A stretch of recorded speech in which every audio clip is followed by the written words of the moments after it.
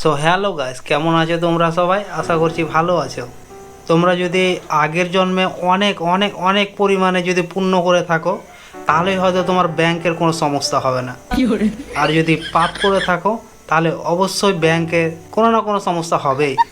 তুমি সেই দিন বুঝতে পারবে যেদিন তোমার একদিনে গিয়ে একটা কাজ একদিনেই হয়ে গেছে। আমার মনে হচ্ছে এরকম কোনো একটা মানুষ নেই যার ব্যাংকে গিয়ে একদিনে একটা কাজ হয়ে গেছে। আর যদি হয়ে গেছে, আমার মনে হচ্ছে সে অনেক ভাগ্যবান। আর স্টাফকে তুমি এরকম কথা কোনোদিন জিজ্ঞেসই করতে পারবে না যে স্যার এটা কাজ ভুল হয়ে গেছে, স্যার এই কাজটা করে দেন। স্টাফ একবার বললেই হলো যে হবে না। কেন তুমি জিজ্ঞেসই করো না? জিজ্ঞেস করলেই বললেই হলো, কোনো কারণ না থাকলেও বললেই হলো যে লিঙ্ক নেই। ওদের মানে লিঙ্ক কোনো দিনই থাকে না, ইচ্ছের উপরে লিঙ্ক থাকে। যেদিন ইচ্ছা হবে সেদিন লিঙ্ক থাকবে, যেদিন ইচ্ছা হবে সেদিন থাকবে না।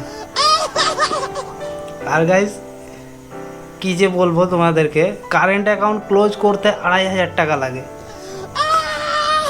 এত সমস্যা হচ্ছে, ম্যানেজারকে গিয়ে বলবো ক্লোজ করবো অ্যাকাউন্ট। ক্লোজ করে দিলে তাদের কোনো যায় আসে না, কারণ ওরা মান্থলি বেতন পায়।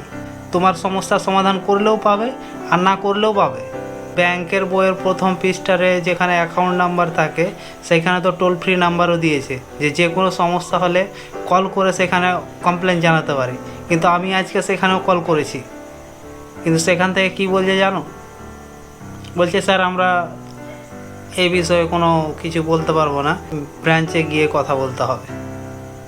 আমার মনে হচ্ছে রাতের বেলায় ওদের বউ ওদের উপরে অনেক অত্যাচার করে, সেটার রাগটাই হয়তো আমাদের কাস্টমারের উপরে ঝাড়ে। তার জন্য হয়তো রাগের মাথায় বলে দেয় যে হবে না, লিঙ্ক নেই, হবে না।